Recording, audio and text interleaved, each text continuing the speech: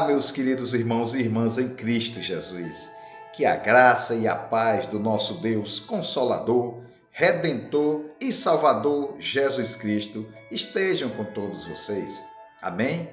Dando continuidade ao estudo da carta a Tito, iniciaremos hoje o capítulo 2. Antes de iniciarmos o estudo, aqueles que ainda não se inscreveram no canal, vá lá, se inscreva, é fácil. Se gostar, dê um like e toque no sino das notificações para que você receba novos vídeos, ok? Aqui nesta carta de Paulo a Tito, esse capítulo 2, Paulo orienta a Tito como deve ser o procedimento dos mais idosos, daquelas pessoas que têm mais tempo de idade ou experiência de vida, tanto homens como mulheres, e também a jovens e a senhores, e também aquelas pessoas que trabalham, servos, como deve ser o comportamento dessas pessoas perante a comunidade, porque agora esta pessoa é um cristão, vive agora para agradar a Deus, está cheio do Espírito Santo de Deus. Então vamos iniciar a partir do versículo 1. Tu, porém, fala o que convém à sã doutrina. Exorta os velhos a que sejam temperantes, respeitáveis, sensatos, sadios na fé, no amor e na constância. As mulheres idosas sejam sérias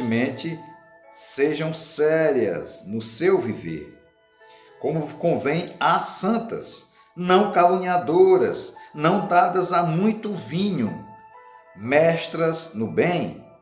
Então, poderão ensinar as mulheres mais novas a amar seus maridos e filhos, a serem sensatas, honestas, boas, donas de casa, bondosas, submissas a seus maridos, para que a palavra de Deus não seja difamada.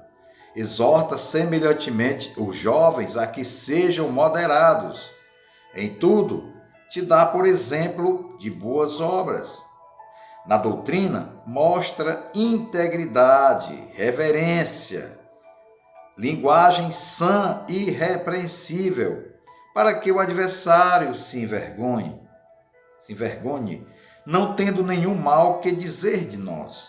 Exorta os servos a que sejam obedientes a seus senhores, sendo-lhes agradáveis em tudo, não os contradizendo, não furtando, antes mostrando perfeita lealdade, para que assim se tornem atraente em tudo o ensino de Deus, nosso Salvador. Veja bem, meus queridos irmãos e irmãs, a palavra de Deus aqui nesta carta de Paulo a Tito, a nova igreja se formando, a igreja cristã primitiva na ilha de Creta, onde ali a formação era de muitos pagãos gregos, também judeus convertidos a Cristo. E Paulo fala para Tito: Tito, você agora, como um mestre da palavra de Deus, um discípulo do Senhor Jesus Cristo, você agora é um pastor, você agora vai cuidar das ovelhas de Cristo.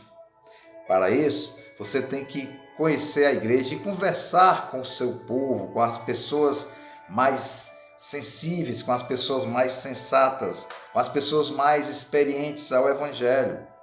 Para isso, eu digo para você que fale com os homens mais experientes, com mais idade, assim como também com as mulheres com a idade ou com experiência na fé, para que elas possam orientar e eles também possam orientar as pessoas mais novas.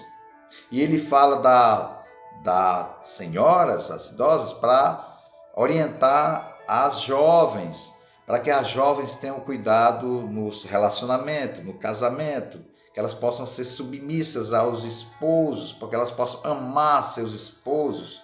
E fala também aos jovens, que os jovens também têm que se comportar dignamente, para que não envergonhem o Evangelho do Senhor Jesus Cristo. Naquela época, existiam muitos senhores existiam muitos escravos. E esses servos, para aquela época, é como se fossem os empregados de hoje. As pessoas podem não gostar dos seus patrões, mas eles devem trabalhar dignamente, com vontade, com amor.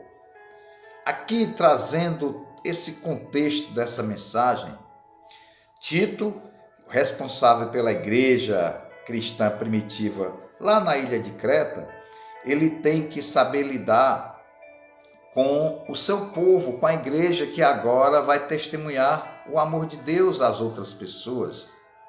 As mulheres, elas têm que trazerem para si a responsabilidade de testemunhar o evangelho do nosso Senhor Jesus Cristo.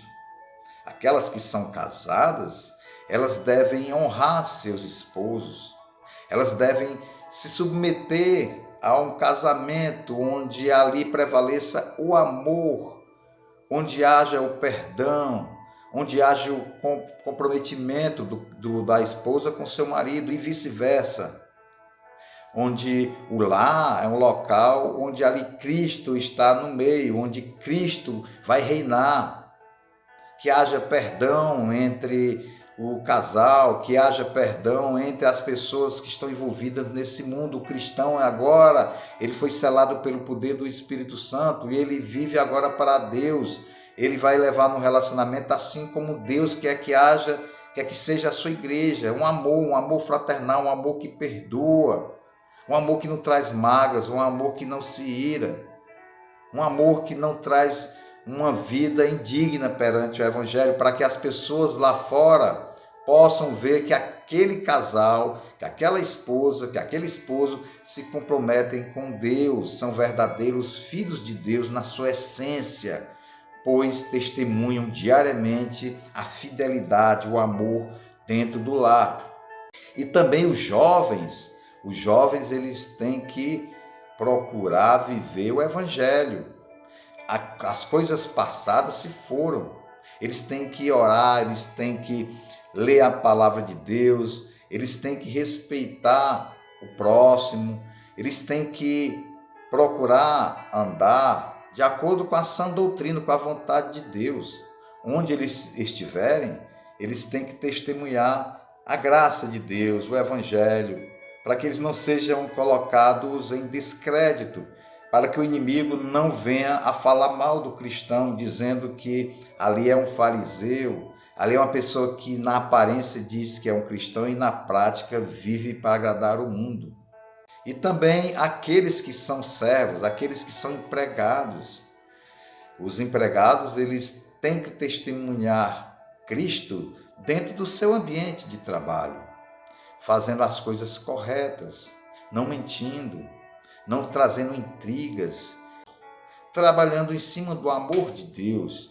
Você é uma nova criatura, você agora está testemunhando Cristo.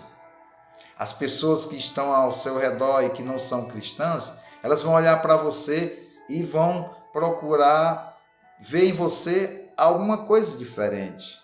Se você não for luz onde você estiver, quem está nas trevas vai zombar da sua cara. Portanto, meus queridos e minhas queridas irmãs em Cristo Jesus, ser um servo, ser um cristão, ser um filho de Deus, requer renúncia, requer leitura do Evangelho, requer olhar para a cruz e ver Cristo ali, que morreu por nós naquela cruz, onde Ele nos perdoou, onde ali naquela cruz Ele derramou seu sangue no Calvário, por amor a nós. O pecado que estava em Cristo era nosso. Nós é que deveríamos ter morrido no seu lugar, mas Ele se fez carne, habitou entre nós, Ele se fez o resgate naquela cruz para nos dar vida em abundância e vida eterna a todos aqueles que crerem nele e confessarem Ele como Senhor e Salvador e trazer o arrependimento de pecados.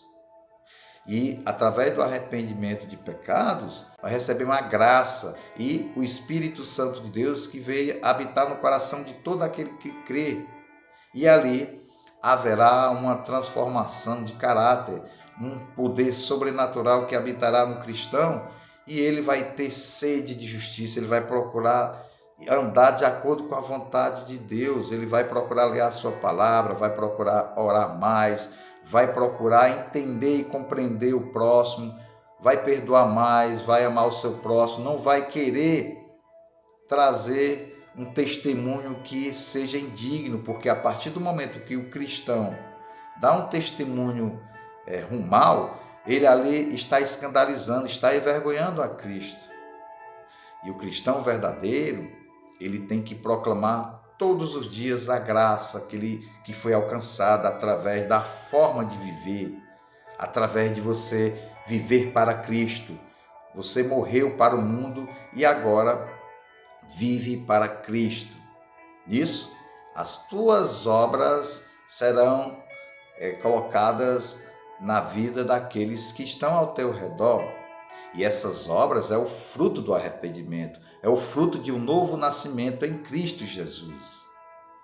Aqueles que são mais experientes na fé, passe a orientar aquelas pessoas que estão mais novas na fé, sejam idosas, sejam jovens, sejam esposas, sejam empregados.